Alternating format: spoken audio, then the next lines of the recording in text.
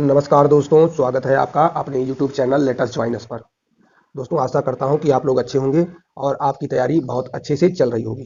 तो दोस्तों, ये सेशन घटना चक्र पूर्वावलोकन पर आधारित है। इस सेशन में घटना चक्र पूर्वावलोकन के समस्त विषयों, समस्त टॉपिकों पर पहले डिटेल्स, उसके बाद उस पर संबंधित प्रश्नों पर चर्चा की जाएगी। ये एक नया सेशन है। ये Uttar Pradesh PCS RO ARO को टारगेट करके बनाया जा रहा है। इस सेशन के तहत पूरी घटना चक्र की जितने भी सब्जेक्ट हैं, चाहे इतिहास हो, भूगोल हो, साइंस हो, राज्य व्यवस्था हो, साइंस एंड टेक हो, पर्यावरण हो, सभी विषयों को बारी बारी से करके इसको डाला जाएगा। और इसके इसके माध्यम से पूर्वावलोकन के समस्त सब्जेक्टों को जो पिछले वर्ष में पूछे गए हैं उनको यहाँ पर अच्छे से एनालिसिस किया जाएगा और एक वीडियो के रूप में आप तक जो है प्रेषित किया जाएगा। तो दोस्तों, आशा करता हूँ कि आप लोगों को ये वीडियो बहुत अच्छा लगेगा और यदि आपके पास कोई सुझाव है तो भी कमेंट के द्वारा बता सकते हैं, ताकि उस वीडियो में, अगली वीडियो में उस सुझाव को शामिल किया जा सके। तो दोस्तों, शुरू करने से पहले यदि आप चैनल पर नए हैं तो चैनल को सब्सक्राइब कर दें, वीडियो को लाइक कर दें और दोस्तों साथ ही साथ वीडियो को देखें। यदि किसी प्रकार का डाउट हो, किसी प्रकार का संशय हो तो कमेंट जरूर करें दोस्तों। और एक और रिक्वेस्ट है कि आप इस चैनल को 10 के फैमिली में शामिल करवाने की जिम्मेदारी आपकी है, क्योंकि ये चैनल आपका है। सिर्फ काम हम कर रहे हैं जरूर, लेकिन इसमें सहयोग आपका हमसे ज़्यादा जरूरी है। तो चलो दोस्तों, शुरू करते हैं आज का सेशन। अक्षांशीय विस्तार, भारत का अक्षांशीय विस्तार, ये आज का टॉपिक है। भूपृष्ठ पर विषुवत रेखा से उत्तर या दक्षिण, भूपृष्ठ पर विषुवत रेखा आप जानते हो, ये हो गई आपकी, क्या बोलते हैं, मान लीजिए ग्लोब हो गया। विषुवत रेखा एकदम मिड से जाती है। अब इसके उत्तर या दक्षिण दिशा में स्थित किसी बिंदु की पृथ्वी के केंद्र से मापी गई कोणीय दूरी, अर्थात अगर आप ऐसे ऐसे ऐसे ऐसे करते हो तो यही कोणीय दूरी को अक्षांश कहा जाता है। अक्षांश रेखाएं काल्पनिक होती हैं जो पृथ्वी के चारों ओर पूर्व से पश्चिम, अर्थात ऐसे पूर्व से पश्चिम दिशा में विषुवत रेखा के समानांतर खींची जाती हैं। अक्षांश को अंशों, मिनटों एवं सेकंडों में बांटा जाता है। तो दोस्तों, दर्शाया जाता है पृथ्वी को दो बराबर भागों में बांटने वाले 0 डिग्री अक्षांश, कितना 0 डिग्री अक्षांश को भूमध्य रेखा कहा जाता है। विषुवत रेखा के उत्तरी भाग को उत्तरी गोलार्ध और दक्षिणी भाग को दक्षिणी गोलार्ध कहते हैं। भूमध्य रेखा के उत्तर में स्थित अक्षांश रेखाओं को उत्तरी अक्षांश रेखाएं तथा भूमध्य रेखा के दक्षिण में स्थित अक्षांश रेखाओं को दक्षिणी अक्षांश रेखाएं कहते हैं। ये आपको ग्लोब हो जाएगा दोस्तों, और ये आपकी 0 डिग्री विषुवत रेखा हो जाएगी। इसके उत्तर उत्तरी गोलार्ध और इसके दक्षिण दक्षिणी गोलार्ध होता है।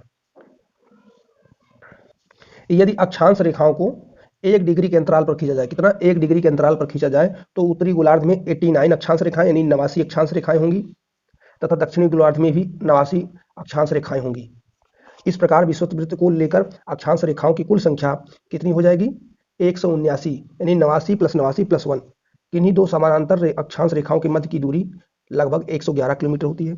भूपृष्ठ पर उत्तरी ध्रुव एवं दक्षिणी ध्रुव को मिलाने वाली काल्पनिक रेखा, यानी अगर ग्लोब आपका ये है तो ये आपका उत्तरी पोल और ये हो गया दक्षिणी पोल। जब इसको जो रेखा मिलाएगी, उसी काल्पनिक रेखा को जो पृथ्वी के दो बराबर भागों में बांटती है को प्रधान यामोत्तर रेखा कहते हैं। यह लंदन के ग्रीनविच शहर से गुजरती है। प्रधान यामोत्तर रेखा को 0 डिग्री देशांतर भी कहा जाता है। प्रधान यामोत्तर के पूर्व एवं पश्चिम में उत्तर ध्रुव एवं दक्षिण ध्रुव को मिलाने वाली काल्पनिक रेखाओं को देशांतर रेखाएं कहते हैं। जैसे मान लीजिए ये है, ऐसे ऐसे ऐसे जो भी खींची जाएंगी वो क्या कहलाएंगी, वो कहलाएंगी देशांतर रेखाएं। और देशांतर रेखाएं किसके समानांतर होती हैं, प्रधान यामोत्तर रेखाओं के समानांतर होती हैं। दोस्तों, देशांतर रेखाएं समानांतर नहीं होती, देशांतर रेखाएं समानांतर नहीं होती। ध्रुवों से विषुवत रेखा की ओर बढ़ने पर देशांतर रेखाओं के मध्य की दूरी बढ़ती जाती है। विषुवत रेखा पर देशांतर रेखाओं के बीच अधिकतम 111.33 किलोमीटर दूरी होती है। भारत पूर्णतया उत्तरी गोलार्ध में स्थित है। संपूर्ण भारत का अक्षांशीय विस्तार 6 डिग्री 45 मिनट उत्तरी अक्षांश से 37 डिग्री 6 मिनट उत्तरी अक्षांश के मध्य है। इसकी मुख्य भूमि 8 डिग्री 4 मिनट उत्तरी अक्षांश से 37 डिग्री 6 मिनट उत्तरी अक्षांश एवं 68 डिग्री 7 मिनट पूर्वी देशांतर से 97 डिग्री 25 मिनट पूर्वी देशांतर के मध्य फैली हुई है। उष्णकटिबंधीय क्षेत्र का विस्तार 23.5 डिग्री उत्तरी एवं दक्षिणी अक्षांशों के मध्य है। अतः भारत का विस्तार उष्ण एवं उपोष्ण दोनों कटिबंधों में है। ध्यातव्य है कि निम्न में से अक्षांश रेखा 0 से उच्च अक्षांश 90 डिग्री की ओर जाने पर दिन और रात की अवधि में अंतर आता है। उत्तरी गोलार्ध में अक्षांश का प्रभाव दक्षिण से उत्तर की ओर दिन और रात की अवधि पर पड़ता है। ये जो है व्याख्या थी। अब इनके महत्वपूर्ण प्रश्नों पर बात करते हैं। भारत विस्तृत है 37 डिग्री 17 मिनट 53 सेकंड उत्तरी तथा 8 डिग्री 6 मिनट 28 सेकंड दक्षिणी के बीच। दोस्तों आप जो भारत है वो पूरी तरह से उत्तरी गोलार्ध में है, तो इसलिए यहाँ पर ये उत्तरी है और ये दक्षिणी है, तो ये आपका गलत हो जाएगा। यहाँ भी ये उत्तरी है, यहाँ भी ये दक्षिणी है, तो ये भी गलत हो जाएगा। 37 डिग्री 17 मिनट 53 सेकंड उत्तरी तथा 8 डिग्री 28 मिनट उत्तरी के बीच, ये भी गलत है, क्योंकि अगर मुख्य भूमि की बात करेंगे तो 8 डिग्री 4 मिनट से 8 डिग्री 6 मिनट से 37 डिग्री 6 मिनट के बीच है, इसलिए यहाँ पर ये भी गलत हो जाएगा, ये भी गलत, यहाँ पर विकल्प डी सही हो जाएगा। अगला प्रश्न है, देखो व्याख्या है, भारत की मुख्य भूमि का विस्तार उत्तरी पूर्वी गोलार्ध में 8 डिग्री 4 मिनट उत्तर से 37 डिग्री 6 मिनट उत्तरी अक्षांश तथा 68 डिग्री 7 मिनट पूर्व से 97 डिग्री 25 मिनट पूर्वी देशांतर के मध्य है।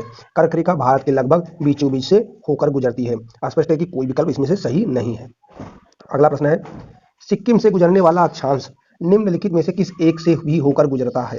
तो दोस्तों सिक्किम से गुजरने वाला अक्षांश रेखा राजस्थान से भी होकर गुजरता है, तो यहाँ पर आपका विकल्प ए सही हो जाएगा। ये दोनों एक ही अक्षांश पर अवस्थित हैं। जिस जिले से 70 डिग्री पूर्वी देशांतर रेखा जाती है वह है।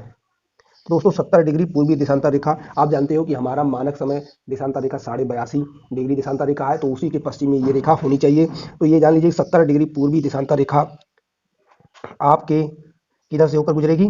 तो दोस्तों ये जो है आपके जैसलमेर से होकर गुजरेगी, क्योंकि हमारा जो देशांतर रेखा है वो 68 डिग्री से शुरू होता है और 68 से थोड़ा जैसे पूर्व की ओर जाएंगे तो उसके 70 आएगा, तो ये लगभग जैसलमेर से होकर गुजरती है। तो दोस्तों इसका क्या आंसर हो जाएगा? जैसलमेर, विकल्प बी। अब अगला प्रश्न टॉपिक है भारत एवं कर्क रेखा। भारत एवं कर्क रेखा विषुवत रेखा के उत्तर में स्थित 23.5 डिग्री या 23 डिग्री 30 मिनट उत्तरी अक्षांश को कर्क रेखा कहा जाता है। कर्क रेखा भारत के लगभग मध्य से होकर गुजरती है। कर्क रेखा भारत के कुल 8 राज्यों से होकर गुजरती है, जिनमें गुजरात, राजस्थान, मध्य प्रदेश, छत्तीसगढ़, झारखंड, पश्चिम बंगाल, त्रिपुरा और मिजोरम है। और इसका एक तरीका है, क्या है? मित्र पर गमछा झार। क्या? मित्र पर गमछा झार, ये 8 राज्यों को याद करने का एक तरीका है। मित्र, मी से मिजोरम, त्रि से त्रिपुरा, पा से पश्चिम बंगाल, रा से राजस्थान, गमछा गा से गुजरात, मा से मध्य प्रदेश, छा से छत्तीसगढ़, झारखंड। तो ये आपका जो है आपका तरीका है। तो इतने 8 राज्य हैं जो कर्क रेखा जिससे होकर गुजरती है। ये दोस्तों मानचित्र हो जाएगा, पहले आपका गुजरात है, उसके बाद राजस्थान, उसके बाद मध्य प्रदेश। मध्य प्रदेश देखिए भोपाल एकदम कर्क रेखा के पास ही नजदीक है, उसके बाद छत्तीसगढ़, छत्तीसगढ़ झारखंड, झारखंड के बाद पश्चिम बंगाल, फिर ये त्रिपुरा और ये मिजोरम। तो इस तरह से 8 राज्यों से होकर कर्क रेखा गुजरती है। सूर्य के उत्तरायण यानी भूमध्य रेखा के उत्तर होने के बाद, सूर्य के उत्तरायण का मतलब यह है कि भूमध्य रेखा के उत्तर की ओर चमकना होने के बाद से ही उत्तरी गोलार्ध में दिनों की अवधि क्या होती है? बढ़ती जाती है। 21 जून को सूर्य उत्तरायण 21 जून को सूर्य उत्तरायण स्थित के सर्वोच्च बिंदु पर होता है। जून माह में कर्क रेखा के उत्तर जाने पर दिनों की अवधि बढ़ने लगती है। माही नदी कर्क रेखा को 2 बराबर भागों में बांटती है। माही नदी क्या करती है? कर्क रेखा को 2 बार पार करती है। क्या करती है? 2 बार पार करती है। तो दोस्तों कर्क रेखा किस राज्य से होकर गुजरती है? तो दोस्तों कर्क रेखा आप जानते ही हैं कि बिहार पहले इसी बिहार में ही झारखंड शामिल था, तो इसलिए इसमें बिहार ऑप्शन पहले के हिसाब से हो जाएगा। लेकिन आज के हिसाब से इनमें से सभी विकल्प क्या हो जाएंगे? गलत हो जाएंगे। सभी विकल्प इसमें गलत हो जाएंगे आज के हिसाब से, लेकिन पहले के हिसाब से इसमें बिहार सही हो जाएगा, क्योंकि बिहार पहले झारखंड में ही शामिल था। कर्क रेखा निम्नलिखित में से किन राज्यों से होकर गुजरती है? नीचे दिए गए कूट से सही उत्तर चुनिए। गुजरात, छत्तीसगढ़, उत्तर प्रदेश, झारखंड। तो दोस्तों आप जानते ही हैं कुछ गुजरात से होकर कर्क रेखा गुजरती है, छत्तीसगढ़ से भी होकर गुजरती है, झारखंड से भी होकर गुजरती है, लेकिन उत्तर प्रदेश से होकर नहीं गुजरती। दोस्तों यहाँ पर 1, 2, 4 सही हो जाएगा, यानी पहला विकल्प सही हो जाएगा, विकल्प ए सही हो जाएगा। 1, 2, 4 उत्तर प्रदेश से होकर नहीं गुजरती।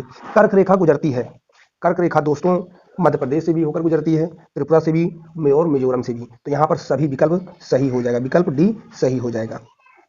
अगला प्रश्न है आपका, कितने भारतीय प्रदेशों से होकर कर्क रेखा गुजरती है? तो दोस्तों हम लोगों ने चर्चा की है व्याख्या के दौरान कि कर्क रेखा भारत के 8 राज्यों से होकर गुजरती है, तो यहाँ पर विकल्प बी सही हो जाएगा।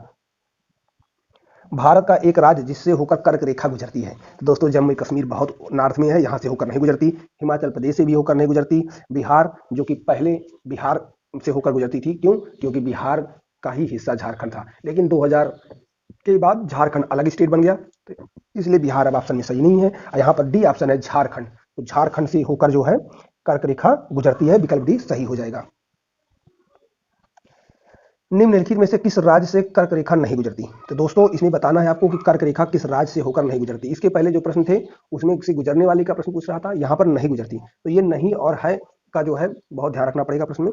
तो यहाँ पर पहला ऑप्शन है त्रिपुरा, तो त्रिपुरा से होकर गुजरती है दोस्तों। छत्तीसगढ़ होती है और मिजोरम से भी जाती है, तो यहाँ पर मणिपुर क्या हो जाएगा? सही आंसर हो जाएगा, मणिपुर से होकर कर्क रेखा नहीं गुजरती। तो यहाँ विकल्प सी सही हो जाएगा। निम्नांकित नगरों में कौन कर्क रेखा से निकटतम दूरी पर स्थित है? तो दोस्तों अगरतला, गांधीनगर, जबलपुर, उज्जैन। तो अगर इनकी अगर अक्षांशीय स्थिति को देखें तो सबसे नजदीक कर्क रेखा के ऑप्शन में से गांधीनगर है। तो दोस्तों यहाँ पर गांधीनगर ऑप्शन सही हो जाएगा, विकल्प बी।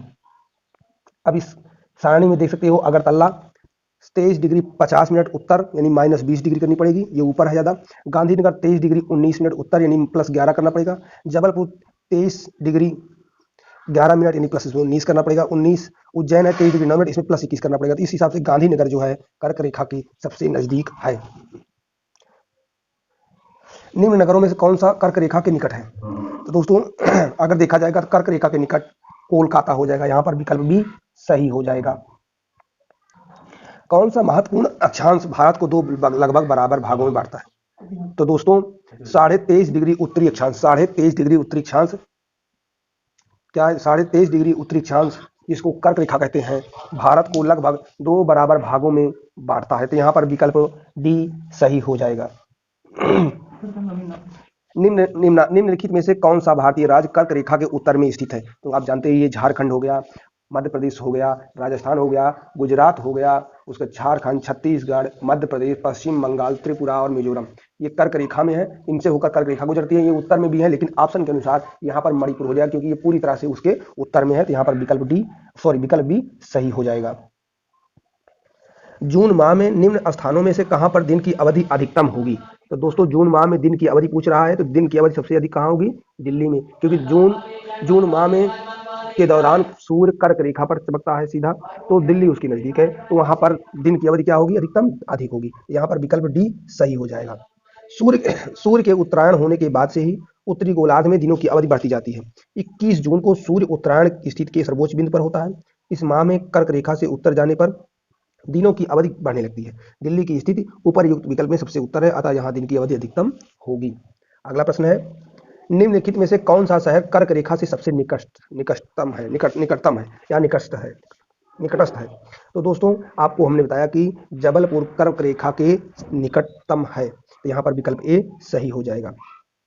ये इनकी अक्षांशीय स्थिति है, इसको आप थोड़ा सा याद कर सकते हो। जबलपुर 23 डिग्री 11 मिनट उत्तर, अहमदाबाद 23 डिग्री 2 मिनट उत्तर, उज्जैन 23 डिग्री 9 मिनट उत्तर, वाराणसी 25 डिग्री 18 मिनट उत्तर। तो इस हिसाब से जबलपुर जो है सबसे निकटतम होगा। निम्नलिखित भारत की नदियों में से कौन कर्क रेखा को दो बार पार करती है या काटती है? तो दोस्तों आप जानते ही हो कि माही नदी कर्क रेखा को 2 बार पार करती है या 2 बार काटती है। माही नदी कर्क रेखा को 2 बार पार करती है या मध्य प्रदेश से उद्गमित होकर राजस्थान, गुजरात में प्रवाहित होते हुए खंभात की खाड़ी में गिरती है। तो यहाँ पर एक महत्वपूर्ण बिंदु है कि माही नदी कहाँ गिरती है? तो खंभात की खाड़ी में भी गिरती है और कर्क रेखा को 2 बार पार करती है। ये दोनों भी बहुत ही महत्वपूर्ण है। अगला टॉपिक है मानक समय। ये टॉपिक मानक समय है। भारत की प्रामाणिक माध्यान्ह रेखा अथवा भारतीय मानक समय, इसको IST इंडियन स्टैंडर्ड टाइम क्या बोलते हैं? इंडियन स्टैंडर्ड टाइम बोलते हैं। 82.5 डिग्री 30 मिनट पूर्वी देशांतर कितना है? 82.5 डिग्री 30 मिनट पूर्वी देशांतर से लिया गया है। यह देशांतर रेखा प्रयागराज जिसको नैनी बोलते हैं, नैनी के पास से मिर्जापुर आदि स्थानों से होकर गुजरती है। भारतीय मानक समय IST Indian standard time Greenwich माध्य यानी GMT इसको बोलते हैं, ग्रीनविच माध्य टाइम, ग्रीनविच मीन टाइम इसको GMT बोलते हैं, ग्रीनविच मीन टाइम से 5.5 घंटा आगे है। 5.5 घंटा यानी 5 घंटा 30 मिनट आगे है। ध्यातव्य है कि विश्व के देशों द्वारा आपसी सहमति के अंतर्गत मानक यामोत्तर को 7.5 डिग्री यानी 60 degree 30 minute equal to 30 minute देशांतर के गुणांक पर चुना जाता है। भारत के बृहद देशांतरी विस्तार के कारण गुजरात से अरुणाचल प्रदेश के स्थानीय समय से लगभग 2 घंटे का अंतर पाया जाता है। अतः प्रशासनिक एवं अन्य कार्यों में कठिनाई से बचने हेतु 82.5 डिग्री पूर्व देशांतर या यामोत्तर को भारत का मानक यामोत्तर चुना गया है। पृथ्वी 24 घंटे में 360 डिग्री यानी पृथ्वी 24 घंटे में एक चक्कर पूरा कर जाती है। तथा कुल देशांतर रेखाओं की संख्या 360 है। अतः एक देशांतर घूमने पे पृथ्वी को 4 मिनट लगते हैं। एक देशांतर घूमने में पृथ्वी को 4 मिनट लगते हैं। इस प्रकार प्रत्येक 15 देशांतर पर 1 घंटे का अंतर आता है। सूर्य पूर्व में उदित होता है एवं पृथ्वी पश्चिम से पूर्व अपनी धुरी पर घूम रही है। अतः 0 डिग्री प्रधान यामोत्तर से पूर्व की ओर जाने पर समय जीएमटी से आगे और पश्चिम की ओर जाने पर समय जीएमटी से पीछे हो जाता है। 0 डिग्री से 180 पूर्व की ओर जाने पर 12 घंटे की अवधि लगती है। यह ग्रीनविच समय से 12 घंटे आगे रहता है। इसी प्रकार 0 डिग्री से 180 डिग्री पश्चिम की ओर जाने पर ग्रीनविच समय से 12 घंटे पीछे का समय मिलता है। 180 डिग्री पूर्व एवं 180 डिग्री पश्चिमी देशांतर में कुल 24 घंटे अर्थात दिन रात का अंतर पाया जाता है। भूपृष्ठ पर 180 डिग्री पूर्व एवं पश्चिम यामोत्तर के लगभग 7 स्थल खंडों को जोड़ते हुए निर्धारित की गई काल्पनिक रेखा अंतरराष्ट्रीय तिथि रेखा कहलाती है। ये भारत की क्या होगी, भारत की मानक समय रेखा 82.5 डिग्री पूर्वी देशांतर, जो कि किससे, उत्तर प्रदेश से, मध्य प्रदेश से, छत्तीसगढ़ से, उड़ीसा और आंध्र प्रदेश यानी 5 राज्यों से होकर गुजरती है। देखिए, भारतीय मानक समय की यामोत्तर रेखा उत्तर प्रदेश, मध्य प्रदेश, उड़ीसा, आंध्र प्रदेश कुल 5 राज्यों से होकर गुजरती है। प्रधान यामोत्तर यानी 0 के पूर्व एवं पश्चिम दोनों ओर 180 तक देशांतर रेखाएं होती हैं तथा कुल मिलाकर 360 डिग्री तक होती हैं। सभी देशांतर रेखाएं पृथ्वी को बराबर भागों में विभाजित करती हैं। ग्रीनविच या प्रधान यामोत्तर रेखा के पूर्व में स्थित 180 तक सभी देशांतर को पूर्वी देशांतर एवं पश्चिम की ओर स्थित 180 तक सभी रेखाओं को पश्चिमी देशांतर कहा जाता है। प्रश्न है, जब भारतीय मानक समय के यामोत्तर पर अर्धरात्रि है, एक स्थान पर सुबह का 6 बजता है, उस स्थान की अवस्थित जिस यामोत्तर पर वहां यानी भारत में अर्धरात्रि है और उस स्थान पर कितने बज रहे हैं, 6 बज रहे हैं, यानी भारत से 6 घंटे आगे है, 6 घंटे आगे है। तो आप जानते ही हो कि एक घंटे का मतलब होता है 15 डिग्री और 6 घंटे का मतलब होता है 15 छक्का 90 डिग्री। और भारत का प्रधान यामोत्तर कितना है, 82.5 डिग्री। यदि 82.5 डिग्री में आप जोड़ेंगे कितना, 90 डिग्री, तो ये आपका बनेगा 172 डिग्री 30 मिनट पूर्वी देशांतर। पूर्वी इसलिए क्योंकि ये आगे है, अगर ये पीछे होता तो यहाँ पर क्या होता, पश्चिमी, वो घट जाता। जब भारतीय मानक समय के यामोत्तर पर अर्धरात्रि है, एक स्थान पर सुबह का 6 बजता है, तो वह स्थान भारत से पूर्व में होगा, क्योंकि पूर्व में सुबह सबसे पहले होती है। 6 घंटे के अंतराल पर उनके यामोत्तर के बीच 15 × 6 यानी 90 डिग्री, यानी 15 डिग्री बराबर 1 घंटा का अंतराल होगा। भारत का मानक समय 82.5 डिग्री यामोत्तर है, अतः वह स्थान 90 + 82.5 = 172 डिग्री 30 मिनट पूर्व में होगा। गुजरात के सबसे पश्चिमी गांव और अरुणाचल प्रदेश के सबसे पूर्वी छोर पर स्थित वलांग के समय में कितने घंटे का अंतर है, तो दोस्तों ये 2 घंटे का अंतर होता है। अरुणाचल प्रदेश और गुजरात के सबसे पूर्वी और पश्चिमी स्थानों के बीच जो अंतर है वो 2 घंटे का है। यहाँ पर विकल्प भी सही। निम्न कथनों पर विचार कीजिए। जबलपुर की देशांतर रेखा इंदौर व भोपाल की देशांतर रेखाओं के बीच है, पहला। दूसरा, औरंगाबाद का अक्षांश बड़ोदरा व पुणे के अक्षांशों के बीच है। तीसरा, बेंगलुरु की अवस्थी चेन्नई की तुलना में अधिक दक्षिणावर्ती है। तो दोस्तों यहाँ पर विकल्प सी सही हो जाएगा। ये आपको सारणी से देशांतर और अक्षांश रेखाओं के अनुसार स्थानों की अवस्थिति को याद करना होगा। निम्नलिखित में से कौन सा शहर भारतीय मानक समय IST यानी इंडियन स्टैंडर्ड टाइम देशांतर के निकटतम है, तो दोस्तों यहाँ पर विकल्प ए सही हो जाएगा। रीवा IST के निकटतम है। यदि भारतीय मानक समय के अनुसार पूर्वाह्न के 10 बजे हैं तो 92 डिग्री पूर्वी देशांतर पर शिलांग का स्थानीय समय क्या होगा। तो दोस्तों आप जानते ही हो कि भारतीय मानक समय के अनुसार पूर्वाह्न के 10 बजे हैं, पूर्वाह्न सुबह के 10 बजे हैं। तो 10 बजने का मतलब ये है कि 82.5 डिग्री पर 10 बजे हुए हैं। तो ये 92 पूछ रहा है, 82.5 में कितना जोड़ोगे, 82.5 में यानी 82.5 10 92 होता है, लेकिन 9 डिग्री 9.5 डिग्री का अंतर आ रहा है। तो 9.5 डिग्री, 1 डिग्री में 4 मिनट 9 36 38, तो यहाँ पर 10:38 पूर्वाह्न होगा, क्योंकि 9.5 डिग्री का टाइम के अनुसार 38 मिनट होता है। 92 डिग्री पूर्वी देशांतर पर स्थित शिलांग मेघालय की राजधानी एवं भारत के मानक समय के बीच 92 - 82.5 यानी 9.5 डिग्री देशांतर का अंतर है। चूंकि एक देशांतर बराबर 4 मिनट का अंतर होता है, इसलिए इनके बीच 9.5 × 4 यानी 38 मिनट का अंतर होगा। चूंकि भारतीय मानक समय पर पूर्वाह्न के 10 बजे हैं, इसलिए शिलांग में पूर्वाह्न का 10:38 समय होगा। यदि भारतीय मानक समय यामोत्तर पर माध्याह्न है यानी दोपहर है, तो 120 डिग्री पूर्वी देशांतर पर स्थानीय समय होगा। तो दोस्तों अगर पूर्वी लिखा हुआ है तो इसका मतलब है कि समय जो है भारतीय मानक समय से आगे हो सकता है। अगर 82.5 डिग्री से अधिक है तो अधिक होगा, यदि कम है तो कम होगा। तो दोस्तों ये 120 डिग्री है, 120 यानी 20 और वो 17.5 यानी इतना 37.5 डिग्री आगे है। 37.5 को जब आप 4 से गुणा करेंगे तो ये 14:30 हो जाएगा। तो दोस्तों यहाँ पर विकल्प बी सही हो जाएगा। 120 डिग्री पूर्वी देशांतर एवं भारतीय मानक समय के बीच देशांतरीय अंतर 120 माइनस 82.5 डिग्री बराबर 37.5 डिग्री का है। क्योंकि एक देशांतर में 4 मिनट का अंतर होता है, अतः इसलिए 37.5 गुणे 4 = 150 मिनट, अर्थात 2 घंटा 30 मिनट का अंतर होगा। क्योंकि भारतीय मानक समय पर माध्याह्न यानी 12 बजे हैं, तो इसमें 2 घंटे 30 मिनट ऐड कर देंगे तो आपका 14:30 हो जाएगा। भारतीय मानक समय की यामोत्तर नहीं गुजरती। जो प्रधान याम भारत की मानक समय रेखा है वो 5 राज्यों से होकर गुजरती है। आपके यूपी से होकर गुजरती है, मध्य प्रदेश से होकर गुजरती है, छत्तीसगढ़ से होकर गुजरती है और उड़ीसा से और आंध्र प्रदेश से होकर गुजरती है। यानी कुल 5 राज्यों से होकर गुजरती है। इनमें से वो कौन सा राज्य नहीं है जिनसे होकर नहीं गुजरती? तो दोस्तों महाराष्ट्र से होकर नहीं गुजरती। यहाँ पर विकल्प सी सही हो जाएगा। भारतीय मानक समय की यामोत्तर रेखा उत्तर प्रदेश, मध्य प्रदेश, छत्तीसगढ़, उड़ीसा, आंध्र प्रदेश से होकर गुजरती है या महाराष्ट्र से नहीं गुजरती। तेलंगाना भी इससे नहीं गुजरती क्योंकि तेलंगाना आंध्र प्रदेश को ही काटकर बनाया गया है। भारतीय मानक समय की देशांतर रेखा 82 डिग्री 30 मिनट किस नगर से होकर गुजरती है? तो दोस्तों आप जानते ही हैं कि भारत की प्रधान यामोत्तर रेखा इलाहाबाद जो अब प्रयागराज हो गया से होकर गुजरती है। तो दोस्तों यहाँ पर विकल्प डी सही हो जाएगा। निम्नलिखित देशांतरों में से कौन सा भारत की प्रामाणिक माध्याह्न रेखा कहलाता है? तो दोस्तों जो प्रामाणिक यानी IST है वो क्या है? 87 डिग्री 30 मिनट पूर्वी, 85 डिग्री 30 मिनट पूर्वी, 84 डिग्री 30 मिनट पूर्वी और 82.5 डिग्री पूर्वी। तो दोस्तों यहाँ पर विकल्प डी सही हो जाएगा। लेकिन यहाँ पर ऑप्शन टफ करने के लिए 82.5 डिग्री पश्चिमी भी दे सकता है, तो इसलिए पूर्वी और पश्चिमी को ध्यान में रख करके लगाएंगे। जो हमारे देश का मानक समय है वो है 82.5 डिग्री पूर्वी देशांतर। तो यहाँ पर विकल्प डी सही हो जाएगा।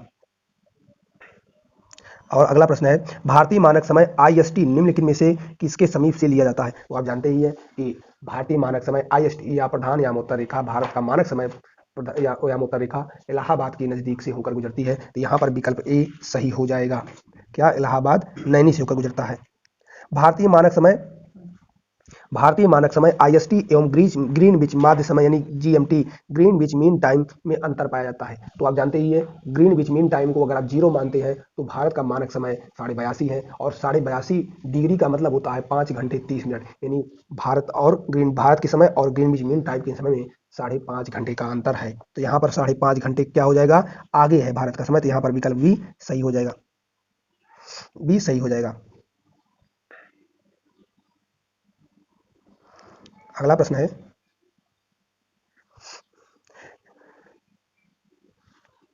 यदि अरुणाचल प्रदेश के तिरप में सूर्योदय 5 बजे प्रातः होता है तो गुजरात के कांडला में सूर्योदय किस समय पर होगा? तो आप जानते हैं कि सूरज पूर्व में उदय होता है और पश्चिम में अस्त होता है।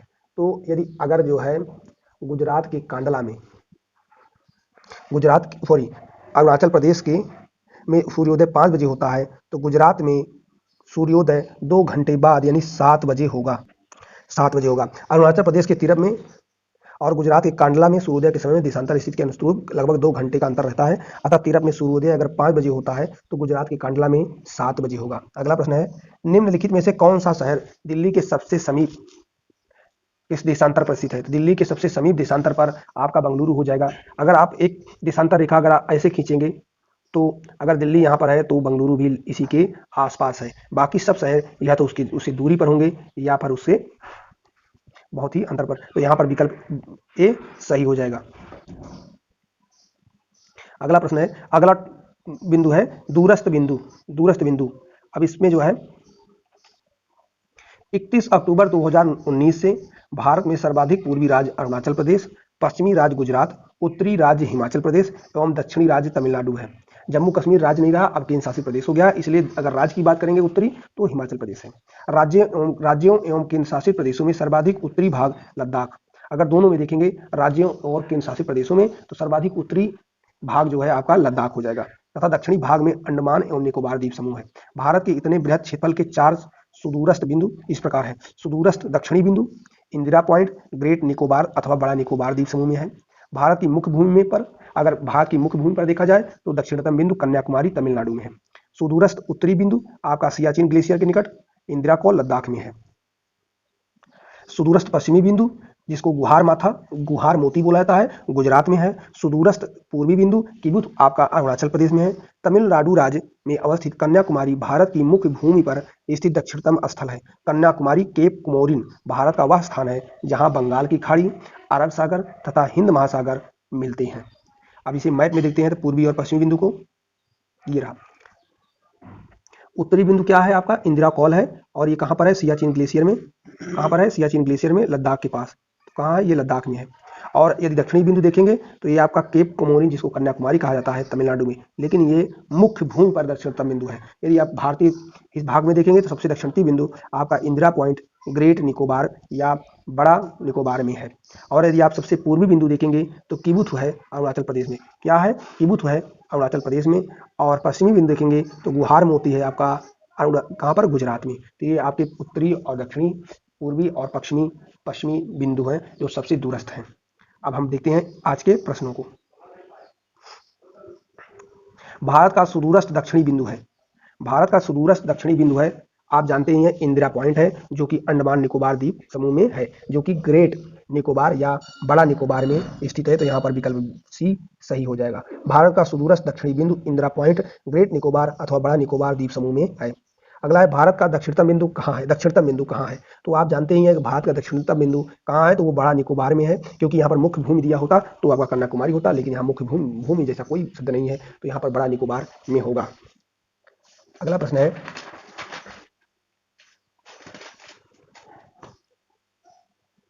भारत का सुदूर दक्षिण में इंदिरा पॉइंट निम्नलिखित में से कहां पर स्थित है। तो इंदिरा पॉइंट अभी इसके पहले प्रश्न पर हमने चर्चा की, वो कहां है आपका, बड़ा निकोबार में है। तो यहां पर विकल्प सी सही हो जाएगा। अगला प्रश्न है, भारत के राज्यों का निम्नलिखित में से कौन सा युग्म सबसे पूर्वी और सबसे पश्चिमी राज्य को इंगित करता है। तो आप जानते हैं सबसे पूर्वी आपका अरुणाचल प्रदेश और सबसे पश्चिमी राज्य आपका गुजरात हो जाएगा। तो अरुणाचल प्रदेश और गुजरात एक ही साथ विकल्प डी में है, तो यहाँ पर विकल्प डी सही हो जाएगा। भारत का सुदूर पश्चिम का बिंदु है, तो आप जानते हैं सुदूर पश्चिम का बिंदु आपका 68 डिग्री 7 मिनट पूर्व गुजरात में है, यहाँ पर विकल्प सी सही हो जाएगा। भारत की मुख्य भूमि का सुदूरस्थ पश्चिमी बिंदु 23.5 डिग्री 713 डिग्री उत्तरी अक्षांश तथा 68 डिग्री पूर्वी देशांतर गुहार मोती स्थित है। निम्नलिखित प्रमुख भारतीय नगरों में से कौन सा एक सबसे अधिक पूर्व की ओर अवस्थित है। तो आप जानते ही हैं कि अगर देशांतर रेखा खींची जाएगी तो लखनऊ आपका सबसे पूर्वी बिंदु पर होगा। तो यहाँ पर विकल्प सी सही हो जाएगा। अंतिम प्रश्न है, भारत का वह कौन सा स्थान है जहां बंगाल की खाड़ी, अरब सागर तथा हिंद महासागर मिलते हैं। तो आप लोग जानते ही हैं कि कन्याकुमारी एक ऐसा स्थान है जहां पर अरब सागर, बंगाल की खाड़ी और हिंद महासागर आपस में मिलते हैं। तो यहाँ पर विकल्प ए सही हो जाएगा। तो अगला टॉपिक है सीमावर्ती देश। सीमावर्ती देश, भारत के निकटतम पड़ोसी देश पाकिस्तान, अफगानिस्तान, चीन, नेपाल, भूटान, म्यांमार, बांग्लादेश, मालदीव और श्रीलंका है। देश की सीमाएं प्राकृतिक एवं मानव निर्मित दोनों प्रकार की हैं। प्राकृतिक, भारत की स्थलीय सीमा उत्तर में चीन व नेपाल, उत्तर पश्चिम में अफगानिस्तान, पश्चिम में पाकिस्तान, पूर्व में बांग्लादेश एवं म्यांमार तथा उत्तर पूर्व में भूटान से मिलती हैं। पश्चिम में पाकिस्तान तथा पूर्व में बांग्लादेश के साथ भारत की सीमाएं कृत्रिम अथवा मानव निर्मित है। यानी पाकिस्तान और बांग्लादेश के साथ जो सीमा है भारत की, वो कृत्रिम अथवा मानव निर्मित है। जबकि अन्य देशों अफगानिस्तान, पाकिस्तान, चीन, नेपाल, भूटान, म्यांमार के साथ भारत की सीमाएं प्राकृतिक हैं। भारत की भू सीमा 15,106.7 किलोमीटर और द्वीपों क्षेत्रों सहित तट रेखा 7516.6 किलोमीटर है। पड़ोसी देशों के साथ भू सीमाओं की लंबाई निम्नानुसार है। देश का नाम, सीमा की लंबाई, बांग्लादेश और संबद्ध भारतीय राज्य या केंद्र शासित प्रदेश।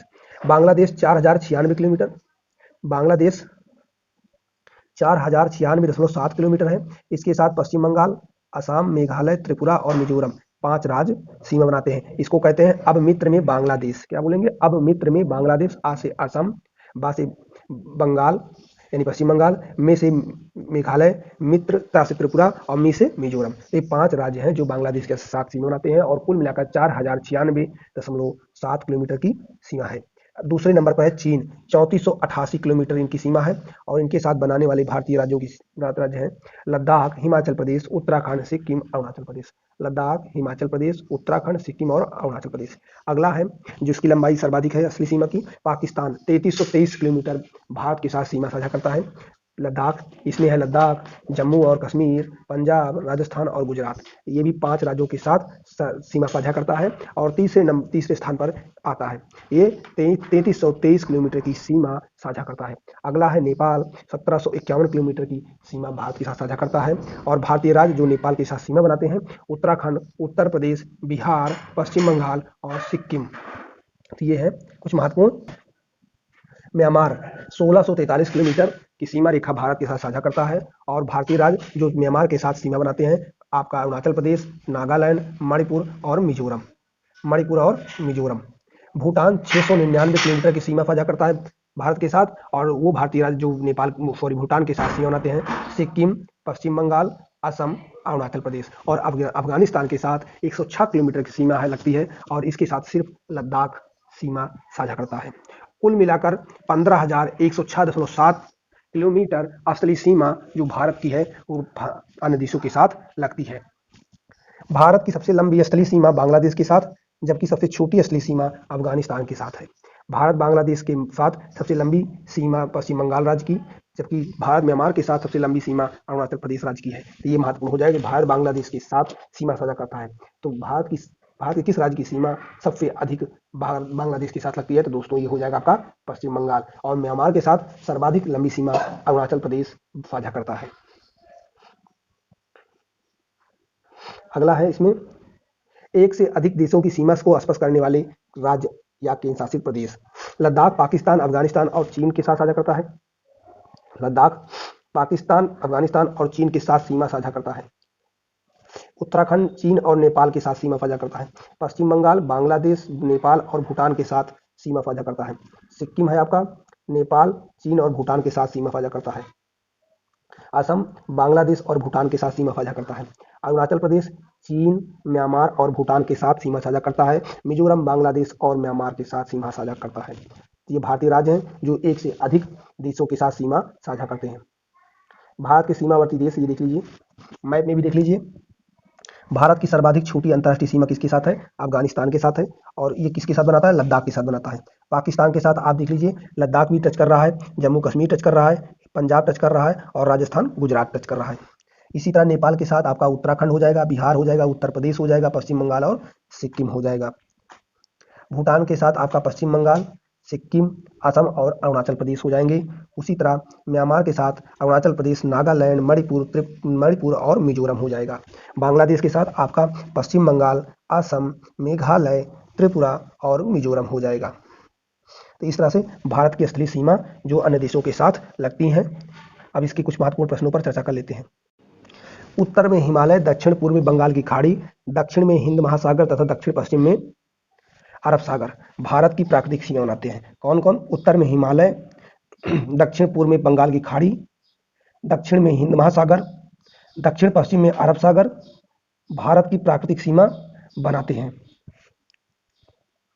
भारत तथा पाकिस्तान के मध्य सीमा रेखा अध्यारोपित सीमा रेखा का उदाहरण है। अध्यारोपित सीमा एक ऐसी सीमा होती है जो किसी बाह्य शक्ति द्वारा आरोपित की जाती है। वर्ष 1947 में भारत और पाकिस्तान ने ग्रेट ब्रिटेन द्वारा अध्यारोपित सीमा रेखा को साझा किया था। इस रेखा को रेड क्लिफ रेखा कहते हैं। इस रेखा का निर्धारण सर सिरिल रेडक्लिफ द्वारा किया गया। चीन भारत में से मैकमोहर रेखा द्वारा पृथक होता है। चीन भारत से मैकमोहर रेखा द्वारा पृथक होता है। मैकमोहर रेखा का निर्धारण वर्ष 1914 में सर हेनरी मैकमोहन द्वारा किया गया था। अफगानिस्तान भारत से डूरंड रेखा द्वारा पृथक होता है। किस रेखा द्वारा? डूरंड रेखा द्वारा पृथक होता है। इस सीमा रेखा का निर्धारण वर्ष 1893 में ब्रिटिश कर्नल मार्टिमर डूरंड द्वारा अफगानों के साथ समझौता के माध्यम से किया गया था। समुद्र पार भारत का सर्वाधिक निकटतम देश श्रीलंका है, जो पाक जल डमरू मध्य द्वारा भारतीय मुख्य भूमि से पृथक होता है। यह बंगाल की खाड़ी को मन्नार की खाड़ी से भी जोड़ता है। क्या करता है? जो पाक जल डमरू मध्य है वो मन्नार की खाड़ी को बंगाल की खाड़ी से जोड़ता है और भारत को श्रीलंका से अलग करता है। इसकी चौड़ाई 64 से 137 किलोमीटर है। इसका नामकरण रॉबर्ट पार्क के नाम पर रखा गया है। भारत म्यांमार के मध्य हिमालय की उत्तरी पूर्वी पर्वत चोटियां भारत म्यांमार के मध्य हिमालय की उत्तर पूर्वी पर्वत श्रेणियां अराकान, योमा, नागा, पटकाई ये सब पर्वत श्रृंखलाएं हैं, अस्थायी सीमा बनाती हैं। ये भारत को इरावदी नदी द्वारा म्यांमार से अलग करती हैं। त्रिपुरा राज्य उत्तर, पश्चिम एवं दक्षिण में 3 तरफ से बांग्लादेश से घिरा हुआ है, अतः इसके 3 तरफ अंतर्राष्ट्रीय सीमा है। लद्दाख एवं सिक्किम के भी तीनों ओर अंतर्राष्ट्रीय सीमा है। लद्दाख और सिक्किम के भी तीनों ओर अंतर्राष्ट्रीय सीमा है। भारत की ओर से भारत बांग्लादेश की सीमा पश्चिम बंगाल, असम, मेघालय, त्रिपुरा और मिजोरम से होकर गुजरती है। अरुणाचल प्रदेश, नागालैंड, मणिपुर और मिजोरम ऐसे राज्य हैं जिनकी सीमाएं म्यांमार के साथ लगती हैं। भूटान के साथ सर्वाधिक सीमा असम की लगती है। इसके पश्चात क्रमशः अरुणाचल प्रदेश, पश्चिम बंगाल एवं सिक्किम राज्यों की सीमाएं स्पर्श करती हैं। भारत और चीन के मध्य 3488 किलोमीटर की असली सीमा है, जो लद्दाख, हिमाचल प्रदेश, उत्तराखंड, सिक्किम एवं अरुणाचल प्रदेश में विस्तृत है। ये व्याख्या थी। अब इनके कुछ महत्वपूर्ण प्रश्न हम देखते हैं। असम भूटान तथा बांग्लादेश की सीमाओं से लगा हुआ है, तो ये बात सत्य है कि असम भूटान की भी सीमा बनाता है और बांग्लादेश की भी सीमा बनाता है, तो पहला ऑप्शन सही हो जाएगा। पश्चिम बंगाल भूटान तथा नेपाल की सीमाओं से लगा हुआ है, ये भी बात सही है कि पश्चिम बंगाल नेपाल और भूटान दोनों देशों के साथ सीमा बनाता है और साथ ही साथ बांग्लादेश के साथ भी सीमा साझा करता है। कौन? पश्चिम बंगाल। मिजोरम बांग्लादेश और म्यांमार की सीमाओं से लगा हुआ है, तो दोस्तों यहाँ पर विकल्प ए सही हो जाएगा क्योंकि तीनों स्टेटमेंट सही है। निम्न में से किस राज्य की सीमा बांग्लादेश से नहीं मिलती? तो दोस्तों आपसे बता दें कि मणिपुर की सीमा बांग्लादेश के साथ नहीं लगती, तो यहाँ पर सही हो जाएगा मणिपुर। मणिपुर की सीमा बांग्लादेश के साथ नहीं लगती। मणिपुर की सीमा बांग्लादेश से नहीं लगती। बांग्लादेश की अंतर्राष्ट्रीय सीमा से लगने वाले भारतीय राज्य आपके पश्चिम बंगाल, असम, मेघालय, त्रिपुरा और मिजोरम हैं। अगला प्रश्न है, निम्नलिखित राज्यों में से कौन सा राज्य बांग्लादेश से अपनी सीमा नहीं बनाता? अब यहाँ पर आपको बताना है कि बांग्लादेश के साथ किसकी सीमा नहीं लगती। तो दोस्तों बांग्लादेश के साथ सीमा पश्चिम बंगाल की लगती है, असम की लगती है, मेघालय की लगती है, त्रिपुरा की लगती है और मिजोरम की लगती है, लेकिन आपके नागालैंड की सीमा नहीं बनाता। यहाँ पर विकल्प भी सही हो जाएगा। अब यहाँ पर अगला प्रश्न है, बांग्लादेश की सीमा से लगे भारत के राज्य हैं। बांग्लादेश के साथ सीमा बनाने वाले भारतीय राज्यों के नाम का सूत्र है अब मित्र में बांग्लादेश, यानी असम, पश्चिम बंगाल, मिजोरम, मेघालय और त्रिपुरा। तो यहाँ पर नागालैंड सब जिसमें विकल्प में है वो गलत हो जाएगा, तो यहाँ पर नागालैंड है इसलिए ये भी गलत हो जाएगा, यहाँ पर नागालैंड है इसलिए ये भी गलत हो जाएगा और यहाँ पर नागालैंड है इसलिए ये भी गलत हो जाएगा, तो यहाँ पर विकल्प सी सही हो जाएगा। निम्नलिखित में से इस भारतीय राज्य की सीमाएं भूटान राष्ट्र के साथ नहीं मिलती? तो भूटान के साथ आप जानते हो दोस्तों कौन कौन सीमा बनाता है, आपका पश्चिम बंगाल सीमा बनाता है, सिक्किम बनाता है, असम बनाता है और अरुणाचल प्रदेश बनाता है। तो दोस्तों इसमें से कौन नहीं बनाता? तो दोस्तों आपसे बता दें कि यहाँ पर मेघालय ऑप्शन गलत हो जाएगा। मेघालय राज्य भूटान के साथ सीमा नहीं बनाता, मेघालय सिर्फ बांग्लादेश के साथ सीमा बनाता है, तो विकल्प बी यहाँ सही हो जाएगा। अगला प्रश्न है, निम्न में से कौन सा भारतीय राज्य भूटान के साथ सीमा साझा नहीं करता? तो दोस्तों असम, सिक्किम, अरुणाचल प्रदेश और बिहार। तो दोस्तों बिहार सिर्फ एक राष्ट्र के साथ सीमा साझा करता है और वो राष्ट्र है नेपाल। यहाँ पर विकल्प सी सही हो जाएगा। अगला प्रश्न है, नवंबर 1998 में भारत और पाकिस्तान के बीच समृद्ध संवाद प्रक्रिया में 3 विवादाग्रस्त मुद्दों पर जो नीचे 1, 2 तथा 3 पर सूचीगत हैं विचार विमर्श हुआ था। विवादाग्रस्त मुद्दे हैं सैन्य दलों का विनियोजन, सीमा विवाद का निपटारा, नदी जल का बंटवारा। कौन कौन से हैं? तो दोस्तों यहाँ पर आपका हो जाएगा विकल्प ए, यानी ए का मतलब होता है सीमा विवाद का निपटारा। यहाँ पर विकल्प ए यानी यहाँ पर सरक्रीक विवाद था। B1 यानी सैन्य दलों का विनियोजन, यहाँ पर बी है, यहाँ पर सैन्य दल जो इकट्ठे थे उनको जो विनियोजित करना था। और यहाँ पर विकल्प सी है, जिसका मतलब था चेनाब और झेलम नदी जो बुलर बैराज और तुलबुल बैराज थे उनमें पानी को लेकर जो विवाद था उसका निपटारा करने की बात की गई थी। तो यहाँ पर विकल्प ए सही हो जाएगा। अगला प्रश्न है, कौन से भारतीय राज्य की अधिकतम सीमा म्यांमार से स्पर्श करती है? तो दोस्तों अभी हमने व्याख्या में पढ़ा था कि म्यांमार के साथ सबसे अधिक सीमा अरुणाचल प्रदेश बनाता है। अगला प्रश्न है, निम्नलिखित में से भारत के किस राज्य की सीमा म्यांमार से उभयनिष्ठ है? म्यांमार के साथ मतलब साझी करता है, तो दोस्त नहीं है, तो यहाँ पर विकल्प नहीं है। तो दोस्तों म्यांमार के साथ सीमा असम नहीं बनाता, बाकी अरुणाचल प्रदेश, नागालैंड और मिजोरम तीनों साझा करते हैं। भारत के निम्नलिखित राज्यों के समूहों में से कौन सा समूह पाकिस्तान से सीमा बनाता है? तो दोस्तों पाकिस्तान के साथ आपका कौन कौन सीमा बनाता है? आपका पाकिस्तान बनाएगा पंजाब के साथ, जम्मू कश्मीर के साथ, राजस्थान के साथ और गुजरात के साथ। यहाँ पर विकल्प भी सही हो जाएगा। अगला प्रश्न है, नेपाल के पड़ोसी भारतीय राज्यों का युग्म है। तो आप जानते ही हैं नेपाल के साथ आपका सिक्किम और बिहार दोनों ऑप्शन सही हो जाएंगे। यहाँ पर विकल्प भी सही हो जाएगा। सिक्किम सिक्किम बनाता है लेकिन भूटान एक अलग देश है। असम बनाता है लेकिन असम नहीं बनाता, बिहार बनाता है। उत्तर प्रदेश बनाता है लेकिन हरियाणा नहीं बनाता। तो यहाँ पर विकल्प भी सही हो जाएगा। निम्नलिखित में से किस देश की भारत के साथ सबसे लंबी स्थलीय सीमा है? तो दोस्तों ये तो आप पढ़ चुके हैं। भारत के साथ सबसे लंबी स्थलीय सीमा बांग्लादेश बनाता है, जो 4096.7 किलोमीटर है। तो यहाँ पर देखो, भारत की सबसे लंबी स्थलीय सीमा बांग्लादेश के साथ लगती है। इसकी कुल लंबाई 4096.7 किलोमीटर है। वहीं सबसे छोटी सीमा किसके साथ है? अफगानिस्तान के साथ बनाता है, जो कि 106 किलोमीटर है और सिर्फ लद्दाख राज्य से लगती है। केंद्र शासित प्रदेश लद्दाख से लगती है। भारत तथा पाकिस्तान के बीच सीमा निर्धारित की गई है। तो दोस्तों भारत और पाकिस्तान के बीच सीमा किसके द्वारा? रेड क्लिफ रेखा द्वारा निर्धारित की गई है। यहाँ पर विकल्प डी सही हो जाएगा। रेड क्लिफ रेखा कौन सी है?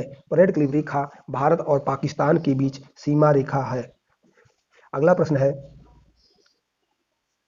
डूरंड लाइन किसके साथ भारत की सीमा निर्धारण करती है? तो डूरंड लाइन भारत और अफगानिस्तान के बीच है, जो कि लद्दाख के साथ सीमा साझा करती है।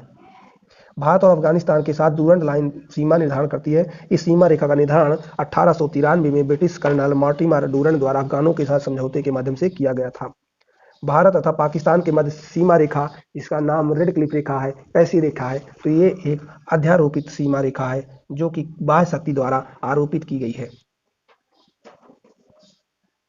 कौन से दो देशों को मैकमोहन रेखा विभक्त करती है? तो दोस्तों मैकमोहन रेखा भारत और चीन के मध्य में है, जो कि 1914 में निर्धारित की गई थी। अगला प्रश्न है, भारत और चीन के बीच सीमा रेखा को क्या कहा जाता है? भारत और चीन के बीच सीमा रेखा को मैकमोहन रेखा कहा जाता है, जो कि 1914 में निर्धारित की गई थी। भारत और चीन की उत्तर पूर्वी सीमा का सीमांकन कौन सी रेखा करती है? तो भारत और चीन के मध्य मैकमोहन रेखा सीमा निर्धारित करती है। विकल्प भी सही हो जाएगा। मैकमोहन रेखा सीमा रेखा बनाती है, भारत और चीन के बीच मैकमोहन रेखा सीमा बनाती है।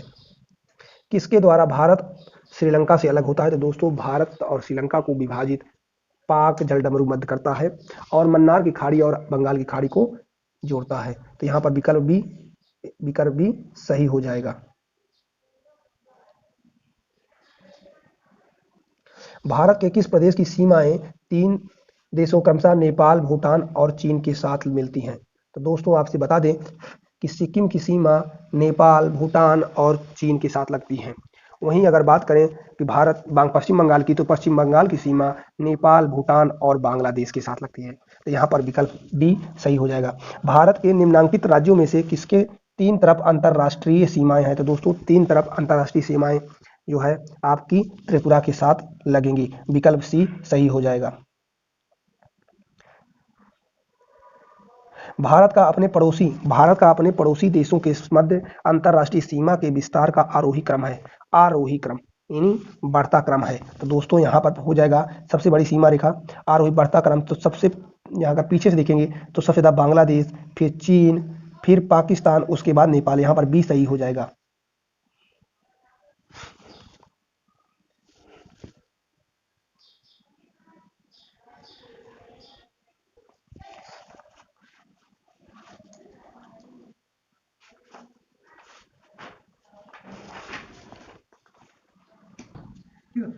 उत्तर का पर्वतीय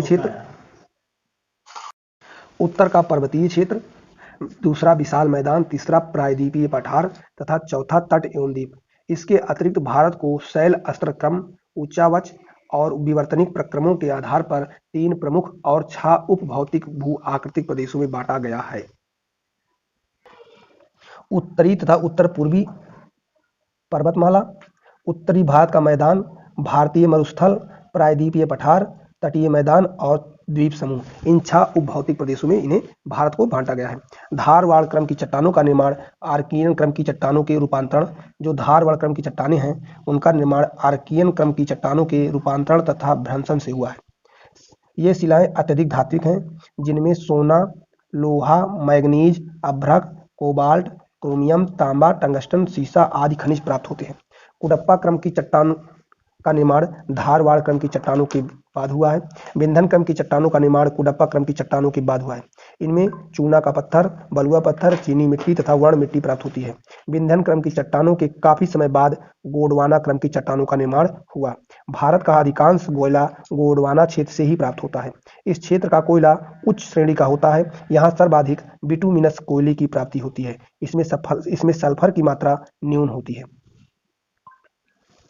भारत से उपबंध चुंबकीय परिणामों से संकेत मिलते हैं कि भूतकाल में भारतीय स्थलपिंड सरका। तो जानते ही हो कि भूतकाल में भारतीय स्थलपिंड इधर उत्तर की ओर सरका। तो यहाँ पर विकल्प ए सही हो जाएगा। भारतीय उपमहाद्वीप मूलतः एक विशाल भूखंड का भाग था, जिसे कहते थे। तो भारतीय उपमहाद्वीप गोंडवाना लैंड का उपभाग था।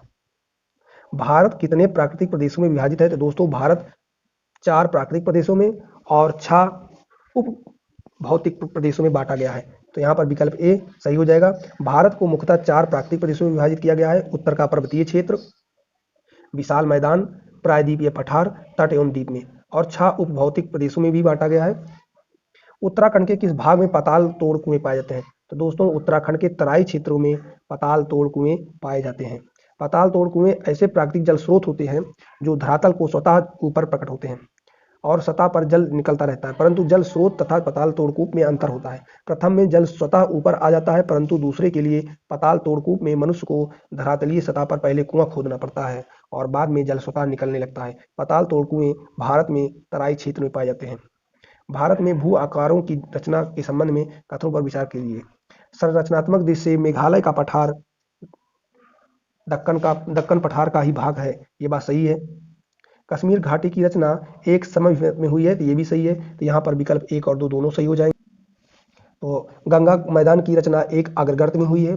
चौथा, हिमालय की उत्पत्ति भारतीय प्लेट और यूरेशियन प्लेट तथा चीनी प्लेट के त्रिकोणीय अभिसरण के फलस्वरूप हुई है। तो दोस्तों यहाँ पर विकल्प ए सही होगा। क्या होगा? विकल्प ए सही होगा, क्योंकि ये ऑप्शन गलत, चीनी प्लेट नाम का कोई प्लेट है ही नहीं। अगला प्रश्न है, निम्न में से कौन सा कथन सत्य है? भौमिकीय दृष्टि से प्रायद्वीपीय क्षेत्र भारत का सबसे प्राचीन भाग है, ये बात सही है। हिमालय विश्व में सबसे नवीन वलित पर्वतों को प्रदर्शित करते हैं, ये भी बात सही है। भारत के पश्चिमी समुद्र तट का निर्माण नदियों की जमाव क्रिया द्वारा हुआ है। और चौथा है, भारत में गोंडवाना शिलाओं में कोयले के बृहद भंडार पाए जाते हैं। तो दोस्तों आपसे बता दें कि यहाँ पर विकल्प सी गलत है, क्योंकि भारत के पश्चिमी समुद्र तट का निर्माण उत्थान और निर्गमन के द्वारा हुआ है, न कि नदियों के जमाव के द्वारा। तो यहाँ पर विकल्प सी गलत हो जाएगा। केरल का कुट्टानाड या कुट्टानाडु प्रसिद्ध है। तो दोस्तों केरल का कुट्टानाड भारत का न्यूनतम ऊंचाई वाला क्षेत्र है, ये इसलिए प्रसिद्ध है। केरल का कुट्टानाड भारत का न्यूनतम ऊंचाई वाला क्षेत्र है, समुद्र तल से नीचे अपने खेती के तरीकों के लिए प्रसिद्ध है। इसे केरल का धान का कटोरा क्या कहते हैं? केरल का धान का कटोरा कहा जाता है। कुट्टानाड सतत कृषि और मत्स्य पालन के लिए भी जाना जाता है। खाद्य एवं कृषि संगठन FAO द्वारा कुट्टानाड की खेती के तरीकों को वैश्विक महत्वपूर्ण कृषि विरासत प्रणाली घोषित किया गया है। अगला प्रश्न है, निम्नलिखित में से कौन सा मरुस्थल है? सिंधु क्षेत्र, गंगा क्षेत्र, असम क्षेत्र और मध्य भारत क्षेत्र। तो दोस्तों आपसे बता दें कि सिंधु क्षेत्र यहाँ पर सही हो जाएगा, क्योंकि सिंधु नदी या उसकी सहायक नदियाँ राजस्थान और पाकिस्तान के हिस्सों में प्रवाहित होती हैं, और जो थार का मरुस्थल है उसका भी विस्तार राजस्थान और पाकिस्तान में ही है। तो यहाँ पर विकल्प ए सही हो जाएगा। निम्नलिखित में से कौन सा जिला धारवाड़ भूस्तरीय संरचना वाला नहीं है? तो दोस्तों यहाँ पर विकल्प रोहतास हो जाएगा, क्योंकि रोहतास विंध्यन क्रम की संरचना वाला भूस्तरीय रचना है। बाकी यहाँ पर सभी क्या है? विंध्यन क्रम की है। निम्नलिखित में से कौन सी चट्टान प्रणाली भारत में नवीनतम है? तो दोस्तों भारत में सबसे नवीनतम आपकी गोंडवाना है। सबसे पहले आपकी धारवाड़ क्रम की चट्टानों का निर्माण हुआ, उसके बाद कुडप्पा क्रम की चट्टानों का निर्माण हुआ, धारवाड़ क्रम की चट्टानों का निर्माण हुआ, उसके बाद बंधन क्रम की चट्टानों का निर्माण हुआ, उसके बाद कुडप्पा क्रम की चट्टानों का निर्माण हुआ और अंत में गोंडवाना क्रम की चट्टानों का निर्माण हुआ। निम्नलिखित को पढ़कर सही विकल्प का चुनाव करें। जेडी डाना ने भारतीय उपमहाद्वीप के चट्टानों के भूगर्भीय इतिहास के लिए एक विशेष भूगर्भिक समय मापक तैयार किया। भूगर्भिक समय मापक के अनुसार भारतीय चट्टानों को आर्कियन, पौराणिक, द्रविड़ियन तथा आर्यन युग में विभाजित किया गया है। तो दोस्तों यहाँ पर विकल्प डी सही हो जाएगा। कथन 1 असत्य परंतु कथन 2 सत्य हो जाएगा।